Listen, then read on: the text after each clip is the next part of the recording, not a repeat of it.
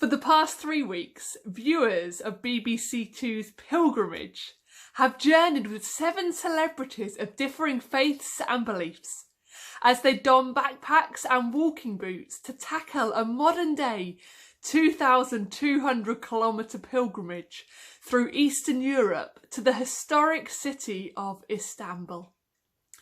As they walked past monasteries and churches, temples and mosques, they considered meaning, purpose and faith, each reaching their own diverse conclusions. And as we journey through life in these days, whether we are assured about all that we believe or have many doubts, we too are searching for meaning, purpose and faith. In this week following Easter, let's consider the journey of 2 of Jesus' followers on the road to Emmaus, found in Luke chapter 24. We meet them walking side by side, talking about the events of Easter weekend. From the hope they had placed in Jesus, to his death on the cross, to his empty tomb. And then, in a move that wouldn't be allowed in these days of social distancing, an apparent stranger comes and walks with the 2 of them, asking what it is they are talking about. As he challenged them and eventually shared a meal with them, he revealed that he was in fact no stranger. He was the risen Jesus. These 2 disciples of Jesus found themselves walking a journey they never expected to walk, figuring out the events that they had seen and the world that they were now living in. We too find ourselves walking a journey we never expected to walk, figuring out the events we have seen and the world we are living in now. Just as the disciples were confused and hurting, but with that glimmer of hope, that too is the road that many of us are walking today.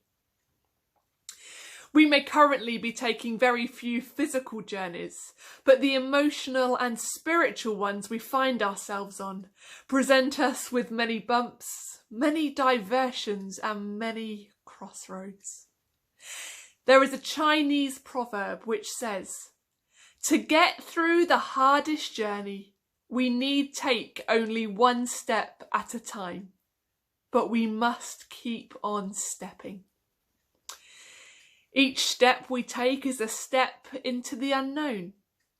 But so importantly for us, as it was for those disciples on the Emmaus road, we are not walking alone. We are walking with Jesus, whether we recognise him or not. In this journey of life coming from death, light coming from darkness and hope coming from despair, there is one who loves us unconditionally, and he is accompanying us on this walk. There will be days when we feel like we are walking alone in the wilderness. There will be days when we look back and see how far we've come, but are overwhelmed by how far we've got to go. There will be days when the climb seems just too great. But I pray that there too will be days when you can tangibly feel the presence of the risen Saviour walking with you. I pray that there will be days when you look ahead and see a brighter, more beautiful walk. I pray that there will be days when you are strengthened to run up the mountain ahead of you. I pray that there will be days when you know that you are walking hand in hand with Jesus. In a frenetic race across the world, travellers can choose any route they like, but no flights or smartphones allowed. Which pair will finish first? Now, this is the concept between my favourite TV programme at the moment, Race Across the World. In this current series shown on BBC Two on Sunday evenings, 5 pairs have been challenged to travel the 25,000 kilometres from Mexico City to the most southerly city in the world, in Argentina, for just the cost of a one-way plane ticket. Now, normally, when we want to travel a long way, we'd hop on a plane, zoom into the clear sky and touch down with nothing but the atmosphere to challenge us. For the contestants of Race Across the World, there's no escape from the hardships of that journey on the ground.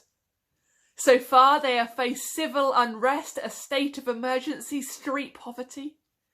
They can't fly through the sky and avoid the reality of life on earth, and nor can we. Choosing to walk with Jesus isn't about being free from the unrest, free from emergencies, free from the reality of life.